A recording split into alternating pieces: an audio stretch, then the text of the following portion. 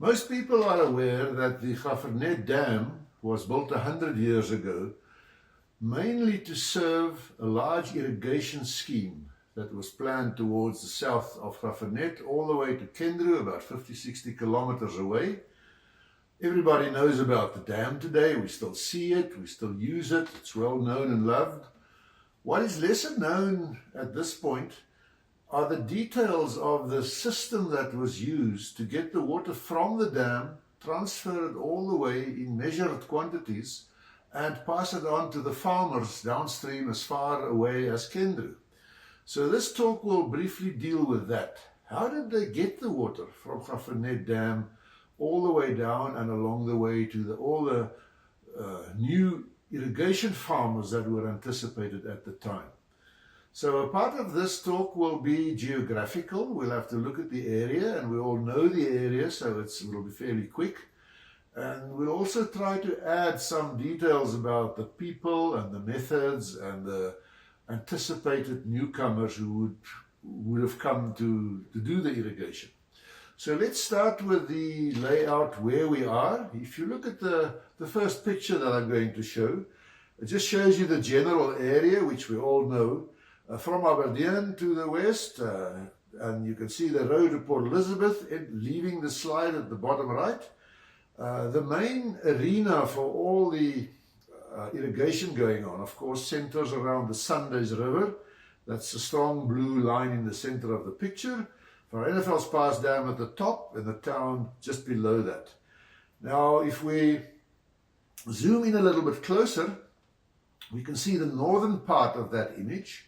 We see the dam at the top, the dam wall, the town, and we can see all the way down to Adendorp, and there are two places marked there, Tweede Drift and Derde Drift, which you probably also know, but I'll explain that a little bit better now. How did the water get into the dam? That's maybe the first step. There were three large valves. They were 36 inches, or slightly less than 1 meter today in diameter. The first picture shows a person standing next to the valves. That is on the wet side of the wall, the inlet side. And you can see the grids that were supposed to keep the rocks and the logs and whatever out of the water. If you go to the downstream side of the dam, this part is still visible today. It's slightly overgrown. But from that point, they opened the valves, as many as they deemed necessary at any moment. And the water would be discharged from those valves, and it would drop into the riverbed, which was directly below, and from there it would continue the normal flow as normal river flow downstream. Now the water is in the river at this point, but you'd have to take the water out of the river, obviously, again, to use it, and there were three different pickup weirs, as it used to be called in the slang way. Three pickup weirs were built. The first one would be at the top red dot, and that would serve the A canal. And then there was a second pickup point, which would serve the B canal, and a third pickup point, which would serve the C canal. So let's take them in turn and see where they went. If we look at the A canal specifically, at the very top center, you can see the red dot. That's the pickup weir. You cannot see much of it today because it is hopelessly overgrown with reeds. But as you take the turnoff to the left, if you want to go towards Port Elizabeth, a few meters further, 100 or 200 meters further, you will cross the Sundays River, and immediately on the right, as the river crosses the road crosses the river, immediately on the right, somewhere in the reeds there was a dam wall, and from that point the water would be diverted out of the river into the start of the A canal. Now you can follow the A canal now as the green line on this image. It follows the river for a while, it makes a turn through Wolwas, it then runs for a distance parallel to the road where we can still see the canal if you're looking out for it, all the way up to the Adendorp turnoff, and the canal would continue. And then it would head east up the little valley formed by the Kruitfonteinspruit, where you turn off towards Loodsfontein. You're actually quite close to it. It would then sort of swing around and it would stop just short of the Port Elizabeth Road. That's the green line, the A Canal. It had a total length of 12 kilometers. We now move to the second pickup weir, serving the B Canal. That point there is just to the upstream side of Derdendrift. Now, to find Derdendrift today, if you take the main road through Adendorp, as you leave Adendorp, not too far away, a few hundred meters, you will go through a drift, a sudden drop through the Sundays River and up the other side. Now, that drift is Derdendrift. If you would go about 500 meters roughly upstream of that point, you will find the pickup weir there. This is a picture of the pickup weir. It's not a very large structure, but it has an overflow section, which you can see in the foreground. And the other side is sort of backed up against the krantz there. And to actually get to the top of the weir, to be able to open the valves, you can just see a series of piers on the very far side of the structure, which used to have a walkway to allow the people to come from the krantz side over the walkway to the top of the weir to be able to operate the weir, open that valve. If you would open that valve, the water would then flow into a canal. Now that canal had to be covered, of course, because if the river is in flood, everything will be in flood here. But to protect the canal itself, they had to use a concrete canal for the first roughly 200 meters. You can see the two gentlemen standing on that concrete cover of the canal. So the water would come from Spanderskop in the background, flow over the weir, left to right, and continue its way towards Kendru, the river, but the canal, the B Canal, would turn off here. If we follow the B Canal, that's the green line again. You can see it follows the river roughly all the way to Rhineheath Farm. It would then take a turn. It would cross over the small farm of Colleton and then head roughly west, and it would go as far as what is Kranzplaas today. Once again, if you follow the road from Adendorp to Kendru, at some point you can see that road crosses the canal, and that's a clearly visible spot. You can see the canal on both sides, the part of the canal continuing to Kranzplaas, as well as the part that comes from the Colleton side. The B Canal, the total length is also 12 kilometers, but there's an interesting feature on that B Canal, an engineering feature which was quite a problem at the time. If you look at this slide, it's the same B Canal again, but within the red circle, that's on the little farm Colleton. You can see that the canal comes really close to the river, but there's a huge elevation difference. The river is down below and the canal is high up on the krantz. So how did they navigate that section of the canal? Because they were really up against a cliff. This is a picture taken during construction. You can see on the left-hand side that row of trees down there, that's along the Sundays River. We're looking downstream now. And you can see what they did at the top of the krantz, or close to the top of the krantz. They actually, by excavation and explosives and all sorts of things, they leveled out a little bench, a path, so to speak. At this point, you can just see the base of the rock. If you look at the completed canal, you can see that they covered the bottom in concrete, and then they used the krantz itself as the one side of the canal, but on the outer edge, on the river side of the canal, they actually built a long masonry wall of roughly 300 meters, and that forms the canal. A very tricky, costly, time-consuming little bit of the canal system just to get the water around that krantz. This is the recent pictures that I took. What you see in this picture is the approach where the B Canal comes closer to that edge. There was a cutting through the rock, through the dolerite, and you can just see the start of the wall sort of in the middle background, where it takes a turn to the right to follow all along the cliff. And if you look at this picture, we're looking down the canal, and it takes a turn to the right, but if you look very closely, you can see in the far distance, roughly in the same line, the canal swings back to the edge of the krantz and it continues its way. I was fortunate on this occasion to have two dear friends, both are now departed. Mick Frost, who was the owner of Colleton, and Stevie Steinberg accompanied me on this particular visit. So this is a very special photo to me, and I think for some of the people watching that knew these gentlemen, it will hopefully that'll be too. We now move to the sea canal, or the third pickup weir that served the sea canal. Now, if you are at Derdendrift, we already said that if you look upstream, 500 meters or so, we find the second pickup weir, which we just talked about. If you would go downstream from the same point, you will find the third pickup weir, also about 500 meters from the main road. So they are both within almost walkable distance from the main road.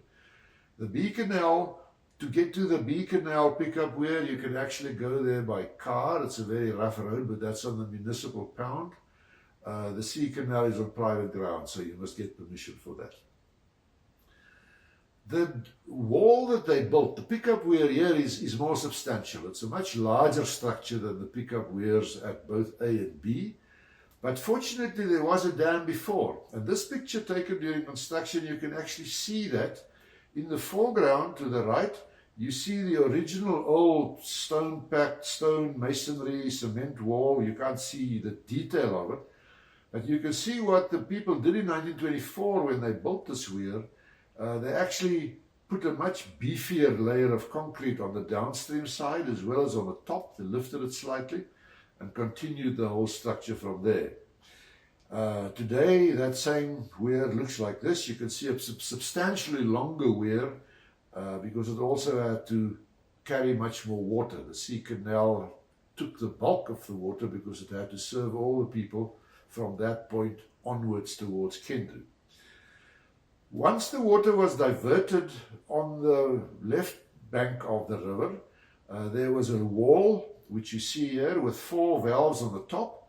So there would be an operator at the top to open the valves, 1 or 2 or 3 or 4 or whatever was needed, and that would release the water from the wall, the upstream side of this wall, which is the dam itself, that would release the water through these 2 openings. And what you're seeing in the very foreground here is the start of the sea canal. This is a modern picture roughly of the same spot. You can see a difference here, that there's a little house on top of the wall, and I'm told by Johannes van Rensburg, who's the owner of this property, he tells me that was to put a supervisor up there, because the operation of this thing was quite tricky. If it overflows the dam wall behind, of course, then the water is essentially lost to this irrigation system because it's in the river. There are no further pickup weirs. On the other hand, you had to have enough water in the dam to feed the canal.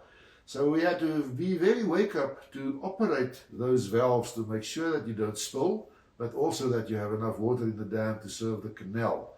And for that reason, that little protective structure was added later on. If we follow the sea canal, which is much longer, it's 34 kilometers, once again the green line, you can see that it goes around Rheinheath at the top, and then it's sort of take a straight line through the flats there with not much going on, and only from about the middle of the screen downwards, you can see that it reaches an area where you have irrigation starting, and it runs all the way to Kendru and further. But the sea canal itself stops at that little red dot close to the bottom. There the canal split into 2 other canals, the D and the E canal. The D canal continued on the side of or the left-hand bank of the river, all the way almost to Stapleford, which is a farm some of the people may be familiar with. The other part, the E canal, there was an underpass. People also talk about a siphon, but it's not really a siphon. It's a pipe which was laid under the Sundays River and emerged on the other side, and from there the E canal, E for Ernie, there that canal started and roughly also ran along the Sundays River, but on the right-hand bank. Okay, let's put everything together to close this part of the section. We're now looking at the northern part roughly of this whole irrigation system. At the very top you can see Gaffernet, the Sundays River sort of skirting the town. and we can see the first pickup weir. We can see where the A canal is going towards Grootfontein. We see the second pickup spot looping around past that Colleton Cliff Canal, which we indicated at the bottom. And the C part is from the third pickup weir around Rhineheath, and it sort of enters the screen at the bottom right. And this is the southern part of the system. You can see the end of the B canal at the top right at Kranzplaas. We see the Sunday River once again being the spine or the backbone of this entire system. You can see the C canal entering and stopping its long trip, 34 kilometers, at the red dot. And there you can see the split between the D and the E canal. And just for interest's sake, there's also the De Hoop Dam is also shown on this picture, because this is not a picture, this is Google Earth. The De Hoop Dam was only built in 1938, so it did not exist at the time when the canal system was built. But just for modern day orientation for the people who know the area, that was added. What do we know about the people who constructed this thing? The canal was built by the same engineering team and contractors, of course. The contractors mostly built the canal system, but under the supervision of the same engineering team that built the dam.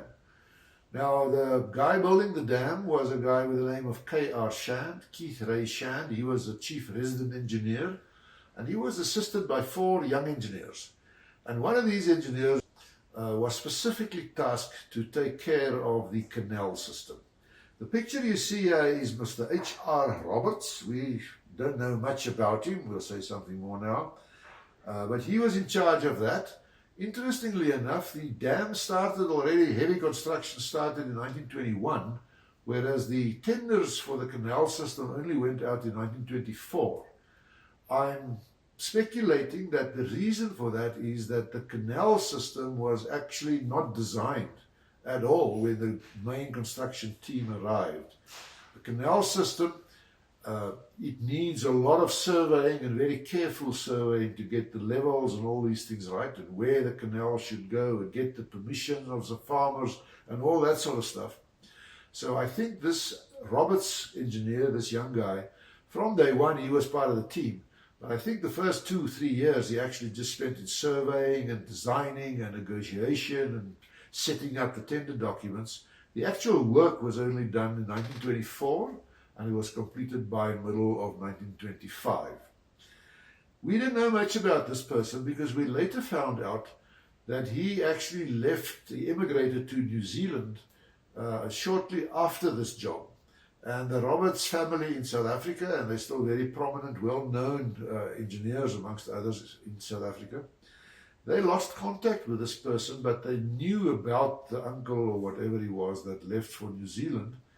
The Graaff-Reinet Museum published a book on the construction of the dam, and in this book you will find this picture, part of a group photo, and that picture alerted the Roberts family in South Africa when they saw the book to renew their contact with the Roberts family in New Zealand. So it's a wonderful, beautiful story how one small picture of a young, bright man can actually have an avalanche of small events that following that. That is so pleasant to see parts of families reunite again.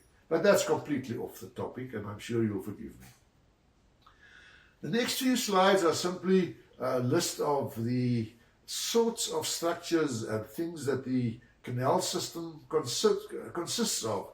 Many of us will just think, well, a canal system is possibly the simplest thing an engineer can build. You just dig a long trench, which is mostly true. But to be able to deliver the water at the right time, at the right place, different places, in the right quantities, that is quite a delicate, sophisticated operation. It's not an easy thing. It requires serious planning, very careful operation, and the canal system itself must allow for all the things, the little engineering bits and pieces, not to make the whole thing too burdensome. So here's a sample of the things you can find on the canal system. Most of them, if you really know where to look and you want to find them, you'll probably find parts of it. None of it is in use anymore, but much of it is still visible. Here's a pass, a canal overpass, the Swart River coming from the east. Here you see the piers being constructed in the river. And here you see the same overpass, but here you see a canal. It's a long, longitudinal concrete box, which is actually rests on the piers. So this is the canal overpass over the Swart River, which is, I think it's the largest one. There were 2 or 3 other overpasses of this kind as well, but this is probably the biggest one. This is a much smaller pass. It's also a little spruit which runs at the bottom, with a canal just passing over the spruit, just to get it over the spruit. Of course, a canal itself cannot follow the contours up and down because it will spill over. So it must be at a constant, even grade all the time.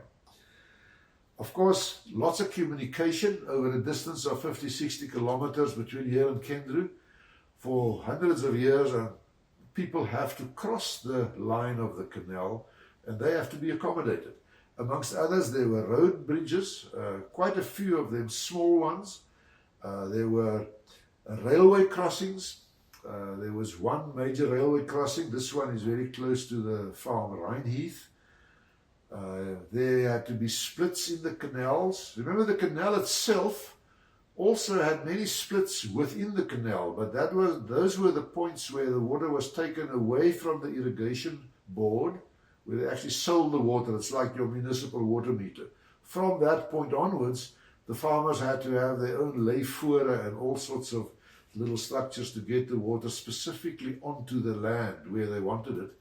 But for that reason, there were many little tee-offs. This is one of them. The structures that you see where the water flowed through with so-called V-notches, V-notch weirs, they were of very specific shape and size and calibrated. So you know if the water runs, let's say, 200 millimeters deep, that would represent a flow of so many liters per second or whatever the units were. Then there's some canals also had to be reinforced on the sides. This one is in a sort of a flat spot, and you can imagine during a flood the water would naturally flow left to right at the spot. So there the sides of the canal had to be strengthened. You couldn't use earthen walls. In this case, they used masonry walls.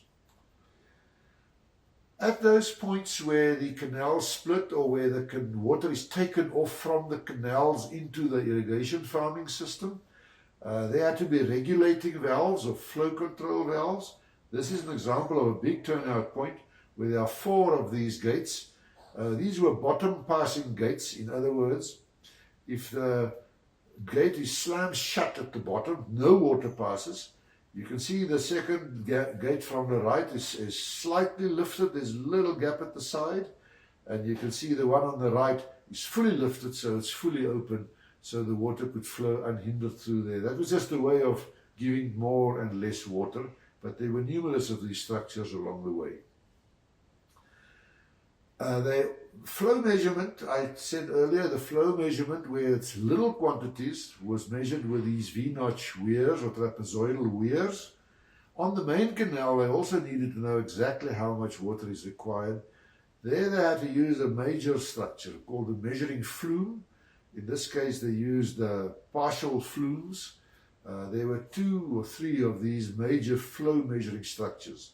These things had to be very precisely controlled or built to very precise dimensions, and they've been calibrated. They're used all over the world. If you build it exactly how they say you should build it, and you only measure the water depth within the canal, then you will be able from a graph to know exactly how much water is flowing. Here we have a young engineer, maybe the same Roberts, we're not sure, we cannot really see his face, busy calibrating some of those V-notch weirs. Here he is setting up a depth measurement device, and he uses a temporary sort of a little bridge to sit on and measure very accurately the flow rate, because once the entire system was built, of course, it had to be calibrated so that everybody at every point had appropriate charts and graphs to know how many turns, how high the water should be, and so forth. Here's a very narrow spruit crossing for the canal, small quantity. And that's the end of this part.